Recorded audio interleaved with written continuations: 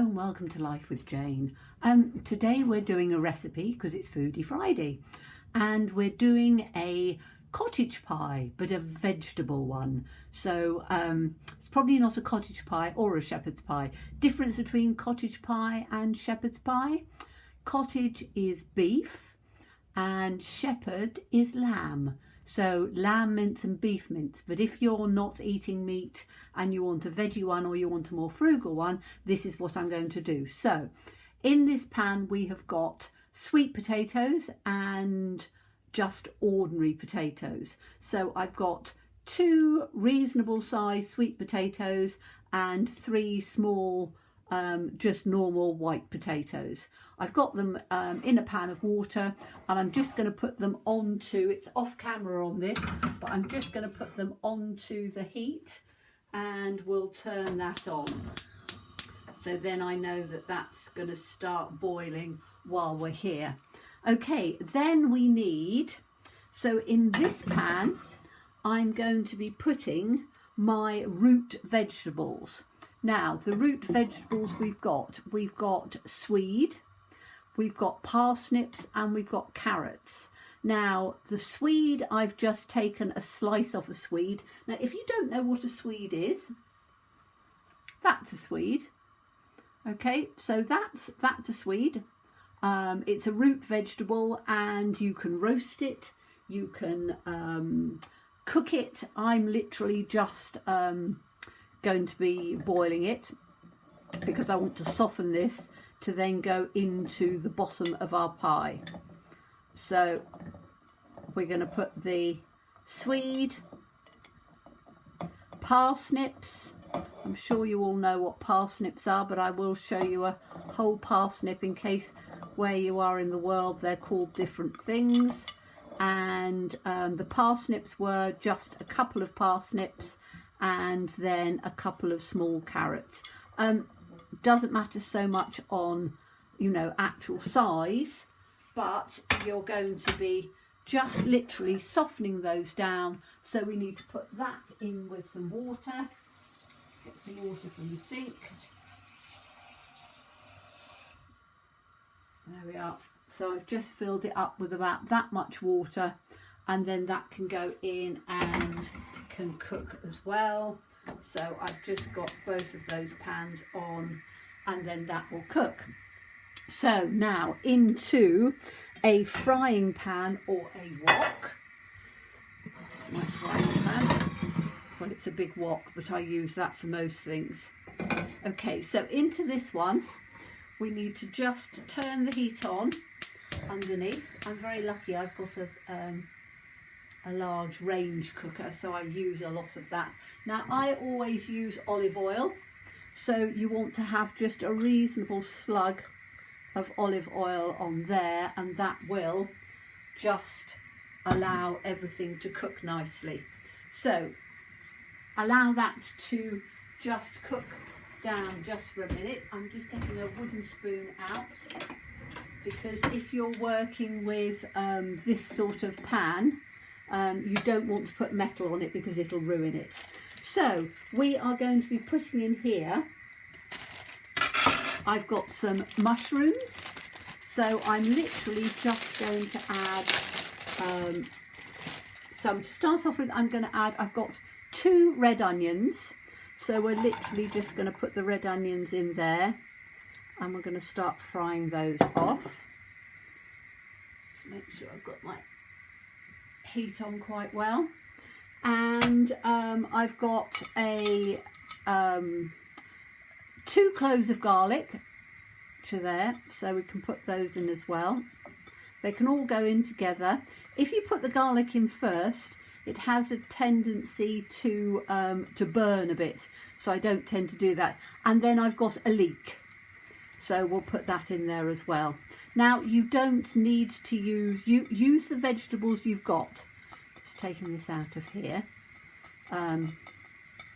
And these are my beautiful, that I use all the time, my Port Meriam plates and bowls, and everything that I have is Port Meriam. I will tell you the story about that on another video because it's quite a good story, but I absolutely love this one, all of these.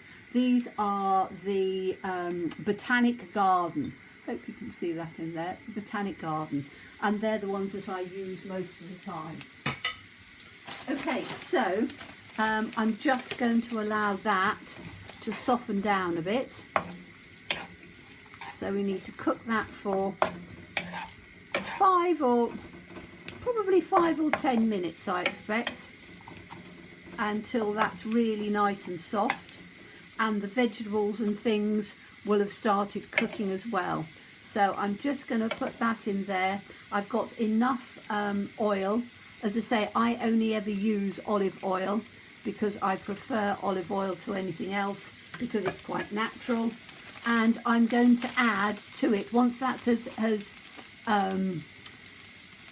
reduced down and cooked for about 10 minutes, I'm going to add probably, because these are quite big mushrooms, these are just ordinary close cut white mushrooms, I'm going to add probably, let me see, count them out while that's cooking, 2, 3, because they're quite big. I'm just going to add 4 of those mushrooms, and I'm just going to dice them quite finely so that we can have that. So I'll be back to in a minute once we've got that cooked down. Right, so this is now sautéed down beautifully. We've got the mushrooms in there, we've got the leeks and the onions, the red onions, the garlic, and as I say, it's softened down beautifully. So we've now got the vegetables.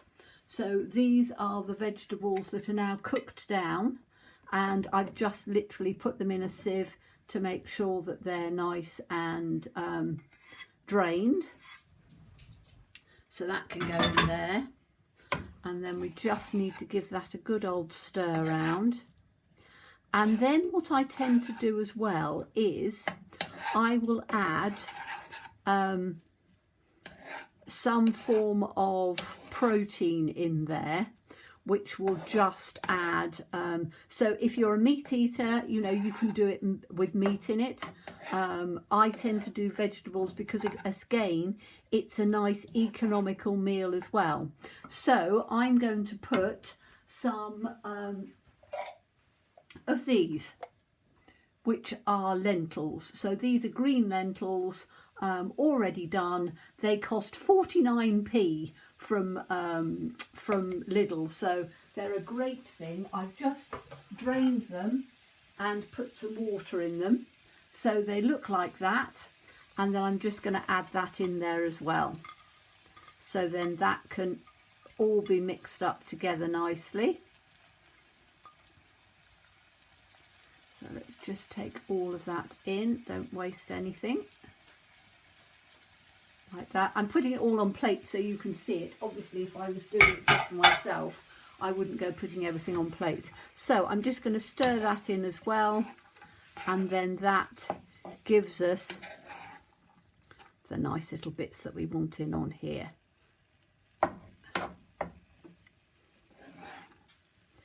Okay, so that's all our veg and everything in. Like that. Now I have made some gravy.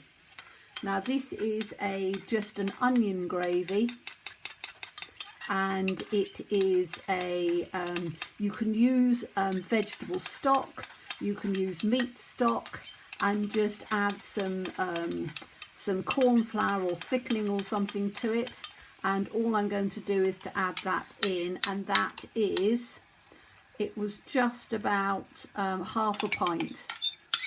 So and I use, this is I said, you know, most of my stuff is non-processed, but if I'm doing something quickly, which is what I'm doing with this one, to just show you that you don't need to do things particularly, you know, yes, you can cook it all from scratch, but you can use store cupboard things as well.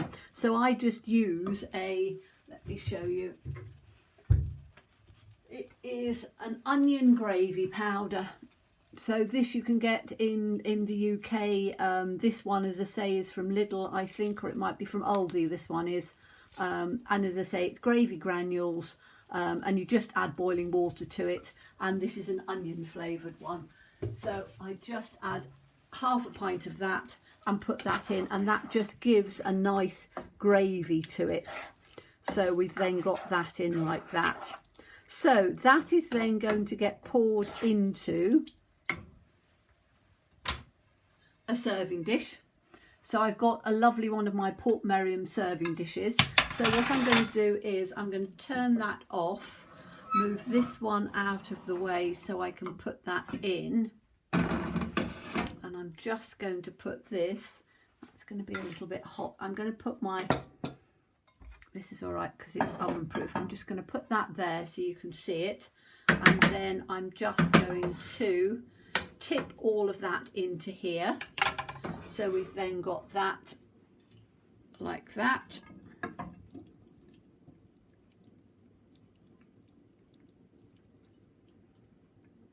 To excuse all the steam coming out. I'll just make sure I get all of the little bits in here. In fact, I need another.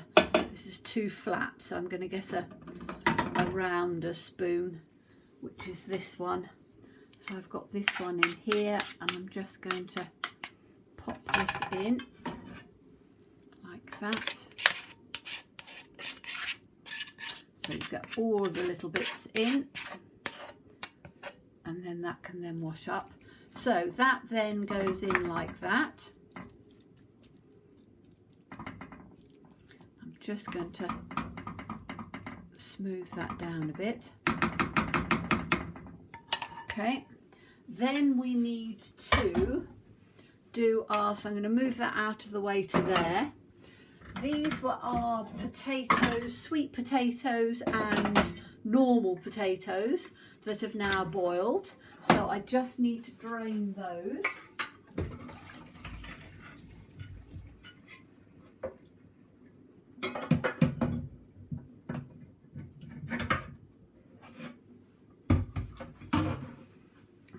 So those are drained. I hope you can, it's not steaming too much. So all I'm going to do with those is to just mash them. So I just need to mash these all down. And I like mashing the sweet potato with the ordinary potatoes, because it just, it adds a bit of extra flavour. But it also is something that it tastes really nice as well. So now you can put this through a ricer if you want it to be completely no lumps and things like that. I think I'm probably just going to do it as it is because I'm not overly fussed today. If I was doing it for something special, then I would do it with a ricer, so I guess it's that it was like completely non-lumpy, but I'm not overly fussed about it. I'm just going to add, I want to add a little bit of butter and a little bit of milk. So this is just some nice West Country butter. So West Country is Devon and Cornwall. So this is lovely sort of Cornish butter, which is quite nice. So I'm just gonna, you don't have to put too much in. I'm just gonna add just a little bit like that. And then that just adds a bit of flavour in there. Then I want a little bit of milk, which hopefully I can open the milk. Yep, I'm just opening the milk up on here. So I just want a little bit of milk, about like that, in like that. And then I need some salt and some pepper. So I've got salt like this, and we just need put some salt in to taste, however much you want. If you don't want to put salt in, you don't have to. And then I'm just going to take some pepper and give that grind in there. So we've got some pepper, and then just mix all of this in nicely. So it's quite difficult doing this underneath the camera. I put the camera up on the tripod above the cooker on a stand so that then you can see what I'm doing, because the recipe last week I just had it resting on the side and I couldn't do it right. So that can come up like that. It's not perfectly, it's not non-lumpy. So those of you who like beautifully smooth mash will be turning around and going, oh my goodness. But as I said, I'm not overly fussed. So just take those bits around there, because that's where the masher didn't quite get them. Just get those down. Like that. Okay, that's fine. And then all I need to do is to put, let's bring this one back in again, all the veg. And I'm just going to, I can do it with this spoon. I'm literally just going to put the mash in over the top, like this. And what I tend to do is to do it just sort of at the side, and then we can just put this in. We know that it's going to, you can smooth it over afterwards and it's not going to get in the way. So what you don't want is the gravy underneath to come up when you put it in the oven. So this is just going to come in like this. So I've got as much of it out as I can. There we go. Then I'm just going to take a fork, because forks are very easy to do, and I'm just, if you work from the edge and just smooth it across, then you should get your potato, your mash, literally right the way across the top. Okay, then you need to, I like to add a bit of cheese on top, because again it just adds it to, as you can see, it's quite a big hearty meal, and this will serve 6 people easily. It would also, you know, if your big huge appetites, so working men or whatever, who, or people with large appetites, and it works for 4. I've done a calculation of exactly how much it will cost. So this is just some grated cheese, which I'm just going to put in across the top like this. And then we need to put it into the oven at about 180 for 15-20 minutes. You want the cheese to go lovely and crispy, and melt and bubble and go nice and brown, but you also want the inside to just cook nicely. So I'm going to pop that in the oven, and then we'll be back to see eating it. Well, it's come out of the oven now. It's ready. It's ready for cutting, and as you can see, the cheese has melted beautifully. It's all sort of gone in lovely. So I'm going to, as you can see, you could get, I'm trying to think, 1, 2, 3, you could probably even get 8 out of this. I think probably 6 is a good number, but you know, you can make it as much as you want. I'm trying to get it so that it doesn't come through, but you know, if you put this in like this with some nice you know, a nice salad or something like that with it, or even some extra vegetables, it will, hold on, let me just, can't see much of that, let me bring that up and turn it around so you can see. But that is your lovely shepherd's pie. So I think that that is going to be absolutely delicious. Well, I know it's going to be absolutely delicious, and you know, you can, that's that size a portion. So as I say, you could make, it'll easily do 6, it could do 8 at a push. So I'm going to turn round and tell you I've only done it for, so I did a rough calculation. So a third of a Swede was going to be 20p, the 3 parsnips 20p, carrots would be 10p because carrots are cheaper, leeks would be a little bit more expensive, would be about 50p, the sweet potato as well would be a little bit more expensive, so for a couple of sweet potatoes 70p. Potatoes would be about 50p for just the 3 small ones. The lentils was 49p. The cheese is probably one of the most expensive things at 80p. Mushrooms would be 30. Garlic's not expensive, about 5p. So the whole dish, the whole thing, would cost £3.84, which would give you 64p a portion for 6 people. 96p a portion for 4 people. So if you divided the whole thing, bearing in mind that I've just taken that much out of it, and that's given me that size of a portion, you know, if you wanted to do it and make it, you know, pad out a bit more, it's a very cheap and economical meal and yet very tasty. So I hope you enjoyed that. As always, please stay safe and well. Please be kind and look forward to seeing you again soon. Bye bye.